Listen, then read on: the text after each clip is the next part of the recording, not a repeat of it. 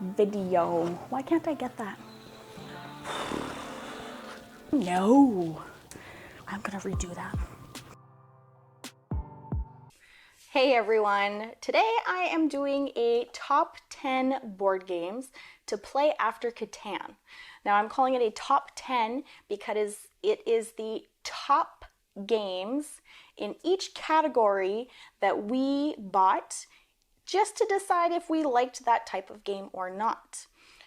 I also have a special announcement that I will be getting more into details towards the end, so I hope that you stick around for that. I do have a giveaway, and I think it'll be pretty exciting. So let's get started with the top 10 board games to play after Catan.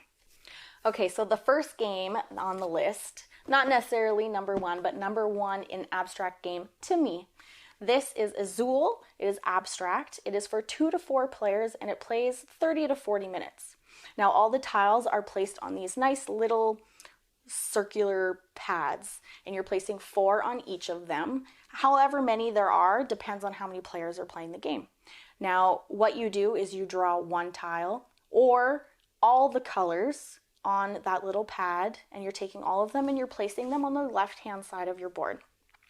And what you're doing is trying to complete that row. There are different numbers in each row. So once all the tiles are gone from the center of the table, that is the end of the round. At the end of the round, if you have a completed line, you would move one over onto the right-hand side. Now the right-hand side is full of the same color tokens and the same designs, and you would want to place it on there in that row. You collect points, and at the end of that round, once all of your tiles have been placed on there, that is when you count the tile or count your points. Now at the end of the game, that is triggered by one player, the first player to get one line on the right hand side of their board. Now again, at the end of everything, you would score everything again, and then there are some extra ways to gain points. Whoever has the most points at the end of the game wins. I really enjoyed this game because obviously look at the box. These are what the tiles look like. It is a very bright and beautiful game, and it's quick and easy. Like I said, it's only 30 to 40 minutes a game. If you have children, this is a great game to get out and play while they're up. However, it is beautiful colors and they will probably want to play. So that is Azul. This is what I recommend for an abstract game if that's what you're into, but you won't know until you play. So that was the first one. Now for our next game, we have a roll and write. This is Railroad Inc. It is for 1 to 6 players. It runs over 20 to 30 minutes. Now in Railroad Inc. you are rolling dice, and on these dice it is roads or train tracks, and it comes with this neat little card here where you can hide everything, and what you're doing is drawing all the train tracks and you're drawing all the roads. You're trying to connect them all together and also to the exits on the edges of the card that it comes with for more points. So this whole time you're collecting points, and whoever has the most points at the end win. It is a very, very cute game, very easy to get out, and of course it comes in this nice little small box, and it's really cute and fun to play. We had a lot of fun playing this game. Of course, we got it out during the day while the kids were still up. It's small enough, nothing getting anywhere. The kids aren't really touching anything. And it's kind of neat how they made the dice, instead of numbers, with the different shapes and of the roads and of the railroad tracks. And it's up to you to be able to design your path and however you want to gain the most points. So if you're looking for a roll and write, I would suggest Railroad Inc. So our next one, our third number one, is 7 Wonders. 7 Wonders is 2 to 7 players. It is a card drafting game that plays about 30 minutes. So again, another quick game. This one has, I would say, a little bit more cards. It only goes over 3 rounds. You're basically building your army, you're building your villages, your towns, you're getting resources. You can actually borrow resources for a price from your neighbors, so it helps you out. I feel like this game is a very easy game to learn. There is sometimes when you play one card, it'll allow you to get another card for free without paying the cost. So that is something to look out for. I know that I struggled with that a little bit at the beginning, but now we have no problem with that. So if you are looking for a card drafting game, I suggest Seven Wonders. Now for another game on my top 10 list of games to play after Catan, I have Sheriff of Nottingham.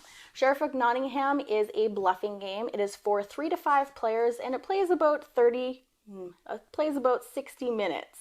Now in Sheriff of Nottingham, you are a sheriff. One person is the sheriff and everybody else are merchants.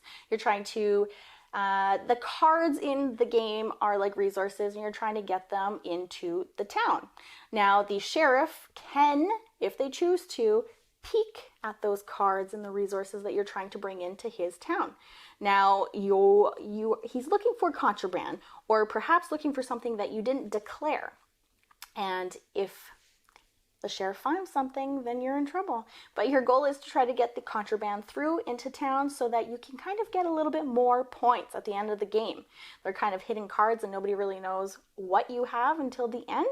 And it's kind of a fun game. It's kind of like a party game to me. It's kind of like the game that you would start at the beginning of a game night just to get everybody involved. It's a great talking game. You're going through, everybody has a chance to be the sheriff too, and I do believe that it is 2 times each, and that's when the round or the game ends. So it's a really, really fun game. Kind of gets everybody in the spirit and ready to play for the main game for the evening or to play a couple games of. It's really, really fun. I know we enjoyed playing it, really got our night started, and overall really good. So if you're looking for a bluffing game or if you think that you would be into a bluffing game, I suggest Sheriff of Nottingham. Now next we're going to go into Clank. Clank is a deck building game. It is for 2 to 4 players as well, and it goes about 30 to 60 minutes. Now in Clank, it is a giant board and you are working your way down in the dungeon, collecting points and fighting monsters with your cards. Your cards allow you to move, fight monsters, and your cards actually allow you to buy other cards as well, which is the deck building part of it. If you're the first player who manages to get out of the dungeon because you've collected enough points, then that triggers the end of the round and there is only a couple of more turns before everybody else needs to get out. What makes this more difficult is that there is a dragon, and that bag for the dragon will draw out your lives, and if you run out of lives, then you die too. This was a very fun game. This was not our first deck building game, Dominion was, but I felt like there was something missing in Dominion, and I like the board that is added to Clank. It just makes it a complete game in my opinion. So if you're looking for a deck building game, I recommend this one, Clank. When we played it, it's still pretty quick and easy. It's 30 to 60 minutes again, but it was just fun and we had a lot of fun playing it, so it made it seem like it went by pretty quick. I would say that again, because it's 30 to 60 minutes, it's a pretty quick game. You can probably get a couple of games of this in a night. So that is Clank for deck building. Now moving on to the third game that I would suggest to play after Catan. It is a bigger box. We have Wingspan. Wingspan is a Tableau building game for 1 to 5 players, and this one runs about 30 to 70 minutes. Now in Wingspan, you have many, many, many cards and all different birds and mostly different actions on them. You are playing them on your tableau, and when you play them, those are counting towards points. You can feed your birds. You can say that you're feeding them to be able to pay the cost to play those birds. Now, a neat thing with this game is the resources are food, and they come from a dice tower that's actually a bird feeder. So that is one of the options that you can do in the game too, playing the card, gaining resources. You can lay eggs on your bird cards based on how many that the card is allowed, or you can buy new cards. All for costs, of course. Now this game runs over 4 rounds, and each round has a different end score. So you're scoring for different things every single round, and then you're scoring for the total amount of points at the end of those 4 rounds. This game is a really fun game. It is I would say it's pretty easy. It's a pretty light game, even though it comes in a big box and it does run. I think I said 30 to 70 minutes, but it's actually 40 to 70 minutes. We still get this one to the table. There are a few in this that we still play, but there's a lot that we don't play anymore just because we've moved on. They are simpler games and we've moved on to maybe bigger, maybe heavier games that we enjoy more. But we wouldn't have known that we enjoy those without getting through these ones first. So this one, for a tableau building game, I would suggest Wingspan. It is very cute to look at too, and it's quite easy to understand. And did you know that there is an app for this? When you scan the bird cards, the noise of that bird will play, which I think is pretty cool. So that was Wingspan for a tableau building game. Now we go on to Viticulture. Oops, there goes my last game. So here it is, Viticulture. This is a 1 to 6 player game. It is a worker placement game and it runs 45 to 90 minutes. In viticulture, you are planting grapes, you are cultivating them, you have grapes and you can make them into wine, you can sell the wine, you can have tours of the winery, and there are different seasons in the game too, and you have a limited number of workers that you can place. There are different cards too with different benefits that will help you throughout your journey. One of the games that we still play, if you subscribe to this channel, I guarantee you that you'll see a video of this coming up pretty soon. So again, this game is very fun. It took me a little bit to learn. I don't think that worker placement is my type of game, but I will still play with it because that is my husband's favorite game to play. So I don't mind them, it just takes too much thinking for me. But if you think that you would like a worker placement game, then I suggest getting Viticulture. It is very pretty to look at and it's not terribly difficult, even though I think so. So that was Viticulture.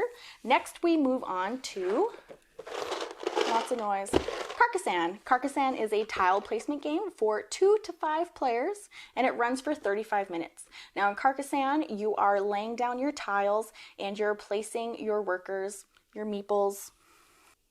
You're placing your meeples down and you're trying to build the biggest villages and to complete them to gain points. And you gain points throughout the whole game.